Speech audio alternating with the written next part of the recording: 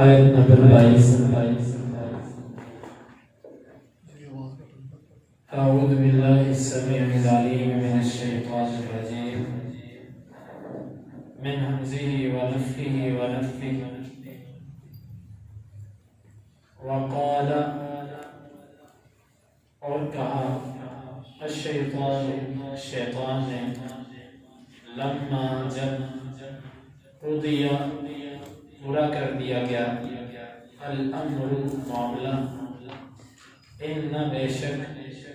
اللہ تعالی، وعدکم اس نے تم سے وعدہ کیا، وعد الحق حق کا وعدہ، ووعدتکم اور میں نے تم سے وعدہ کیا، فاخلفتکم پس میں نے تم سے خلاف ورزی کی، وما کان اور نہیں تھا، لی میرے لیے، علیکم تم پر، من کوئی سلطان زور، الا مگر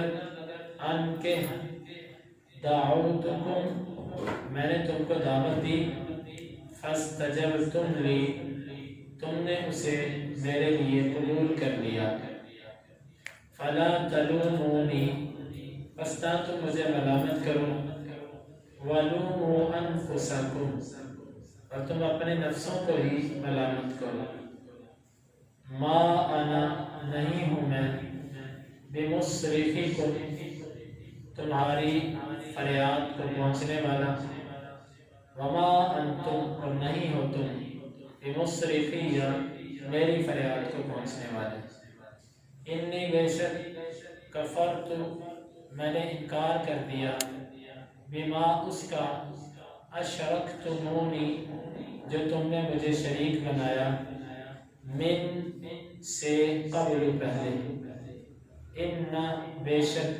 الظالمین ظالم، لہم ان کے لیے، عذاب ہے، علیم دردناک۔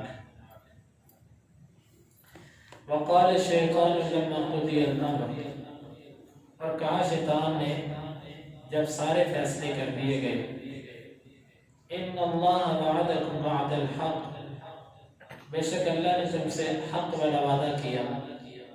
ووعدتکم فاخلفتکم اور میں نے بھی تم سے وعدہ کیا پس میں نے تم سے خلاف ورزی کی، وما کان لی علیکم من سلطان اور میرا تم پر کسی قسم کا زور نہیں تھا، الا ان دعوتکم فاستجبتم لی مگر صرف اتنا ہی کہ میں نے تم کو دعوت دی اور تم نے میری دعوت کو قبول کر لیا،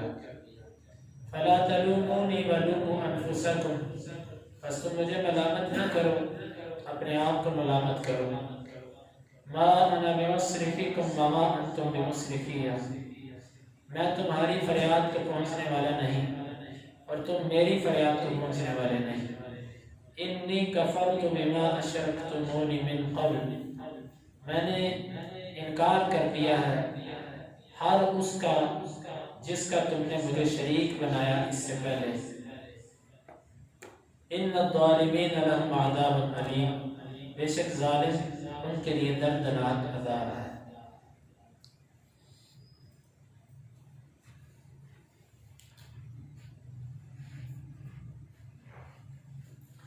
اللہ تعالیٰ قیامت کے دن جب سارے فیصلے کر دے گا، جنتی جنت کے اندر اور جہنمی جہنم کے اندر چلے جائیں، اللہ تعالیٰ نے جہنم سے محفوظ رکھے، وہاں پر شیطان ایک خطاب کرے گا، لوگوں کو ایک پیغام دے گا اور یہ پیغام سننے کے بعد لوگ مزید رنجیدہ ہوں۔ جس طرح کوئی بندہ پہلے کسی کو کہتا ہے، ہلہ شیری دیتا ہے کہ شاباش کرو کچھ نہیں ہوتا میں تمہارے پیچھے کھڑا ہوں، جب وہ بندہ جرم کر کے پھنس جاتا ہے اس کے اوپر کیس مقدمے اور معاملات چلتے ہیں تو دوسرا بندہ جس کے پیچھے لگ کے اس نے سب کچھ کیا ہو وہ اس کو جا کر اگر یہ کہے میں نے کون سا زبردستی تم سے کروایا تھا، میں نے تو تمہیں کہا ہی تھا نا تم نہ کرتے، اس بندے کو اس وقت کتنا دکھ ہوتا ہے کہ تیرے پیچھے لگ کے میں نے سب کچھ کیا اور اب تو مجھے کہہ رہا کہ میرے پیچھے نہ لگتا۔ ابلیس جہنم کے اندر جہنمیوں کو خطاب کرے گا، کہے گا ان اللہ وعدکم وعد الحق، اللہ نے تم سے وعدہ کیا تھا اور وہ حق والا وعدہ تھا۔ اللہ کے وعدے کیا تھے؟ اپنی نظروں کو جھکا کے رکھو، اپنے کانوں کی حفاظت کرو، اپنی زبان کی حفاظت کرو، اپنے ہاتھ پاؤں، اپنی شرمگاہ، ان کی حفاظت کرو، حرام سے بچو۔ اللہ نے تمہیں اس کے بدلے میں کہا کہ میں وعدہ کرتا ہوں تم کو جنت دوں گا، تم کو حیات طیبہ پاکیزہ زندگی دوں گا، تمہیں مرتے وقت مشکلات سے بچاؤں گا، جہنم قبر کے عذاب سے بچاؤں گا، جہنم کے عذاب سے بچاؤں گا، تمہیں ایسی جنت دوں گا جو نہ کسی آنکھ نے دیکھی، نہ کسی کان نے سنی اور نہ کبھی کسی دل میں کھٹکی۔ یہ سب اللہ تعالیٰ کے وعدے تھے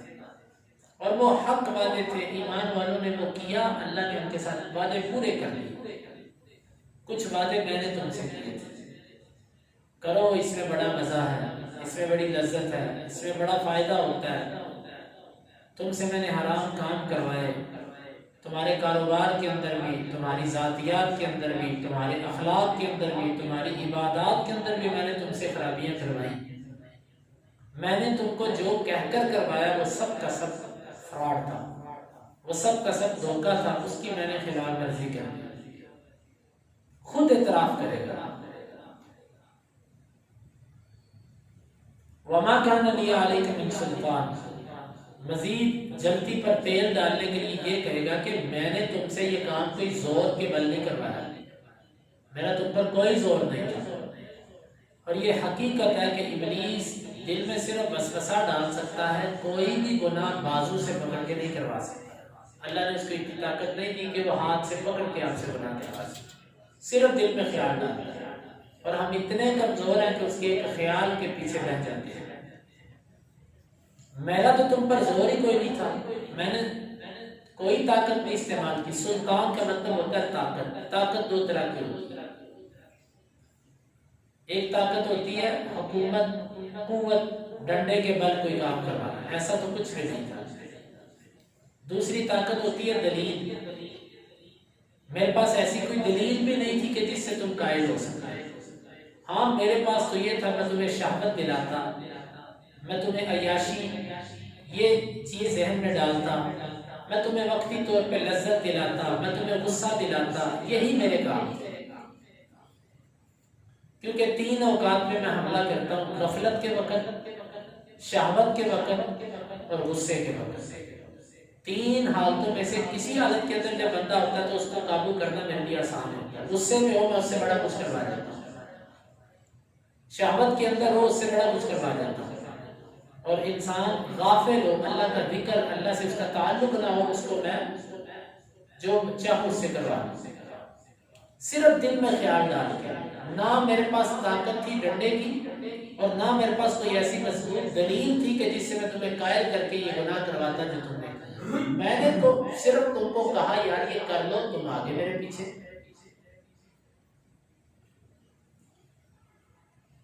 الا ان دعوتکم فاستجبتم لی، میں نے تو تم کو صرف کہا تھا کہ یہ کر لو، تمہارے دل میں خیال ڈالا، تمہیں اچھا لگا، تم نے کر دیا۔ میں نے کچھ تصاویر اویزہ کی، وہ تصاویر تم نے دیکھی، وہ بے حیائی والی تصاویر تھی تمہارے موبائل پر، اور اسی طرح بازاروں چوکوں چوراہوں کے اندر کچھ تصاویر میں نے لگوائی، وہ تمہیں اچھی لگی، تم اس میں کھو گئے۔ کچھ آوازیں میں نے ایسی بنوائی، موسیقی، گانا، وہ تمہارے موبائلوں سے، بازاروں سے تمہارے کانوں کے اندر پڑا، تمہیں اچھا لگا۔ کچھ باتیں میں نے تمہاری زبان سے ایسی کروائی، دوسروں کی زبانوں سے تم نے سنی، تمہیں اچھی لگی، تم نے ان کو اپنی زبان پر بھی جاری کر دیا۔ اور اسی طرح کچھ معاملات ایسے میں نے تم سے کروائے،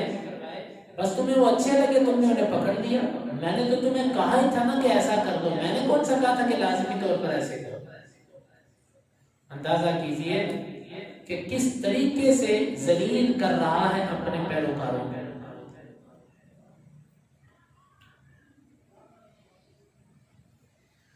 فَلَا تَلُومُونِي وَلُومُوا أَنفُسَكُمْ، خبردار مجھے ملامت نہ کرنا، کوئی بندہ میرے اوپر تنقید نہ کرے، اپنے نفسوں کو ملامت کرو، اپنے پر تنقید کرو، کیوں تم میرے پیچھے ہو؟ اللہ، کیوں تم میرے پیچھے ہو؟ نہ آتے، میں تمہیں ایک گناہ مزین کر کے دیتا تھا کہ تم نہ آتے میرے پیچھے۔ ما انا بمصرخکم وما انتم بمصرخی، سنو میں تمہاری فریاد کو نہیں پہنچ سکتا، تمہاری مشکل میں ختم نہیں کر سکتا، تم میری مشکل ختم نہیں کر سکتے، تمہاری ضرورت اور حاجت میں پوری نہیں کر سکتا، تم میری نہیں کر سکتے، تمہارا رستہ الگ میرا رستہ الگ۔ دیکھو کس طریقے سے اپنے پیروکاروں کو اس نے ذلیل کیا۔ اللہ تعالیٰ نے اس کا پورا خطاب، اور تعجب یہ ہے کہ یہ خطاب ابھی اس نے کرنا ہے، اللہ تعالیٰ نے ہمیں پہلے ہی بتا دیا کیسے اس نے کہنا ہے۔ اور انسان سے دنیا کے اندر بھی وہ گناہ کروا کر اس کو یہ ملامت کرتا ہے۔ جب انسان کو تھانے میں جوتے پڑتے ہیں نا تو پھر ابلیس وہاں پر نہیں آتا جوتے کھانے کے لیے، جوتے کھانے کے لیے اس کو آگے کر دیتا ہے۔ جب اس کو قید ہوتی ہے، جب اس کی ذلت و رسوائی ہوتی ہے، تب ابلیس بھاگ جاتا ہے۔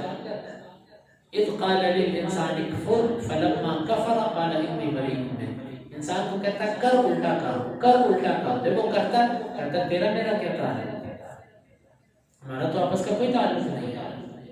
یہ ہے ابلیس بھائی، جو ہم سے گناہ جتنے اللہ اور اس کے رسول کی نافرمانی میں اور آپ کرتے ہیں، یہ ابلیس ہم سے کرواتا ہے، اور وہ ہم سے زور سے نہیں کرواتا، صرف دل میں ڈالتا ہے۔ وہ ہمارا لباس ہو، وہ ہماری مذاکرہ ہو، وہ ہمارا اخلاق ہو، وہ ہماری عبادت ہو، وہ ہمارے معاملات ہوں، جہاں جہاں خرابی ہے وہ ابلیس کرواتا ہے، اور وہ صرف دل میں ڈالتا ہے۔ اور قیامت کے دن وہ یہ کہے گا کہ بھئی میں تمہاری ضرورت پوری نہیں کر سکتا، تم میری نہیں کر سکتے۔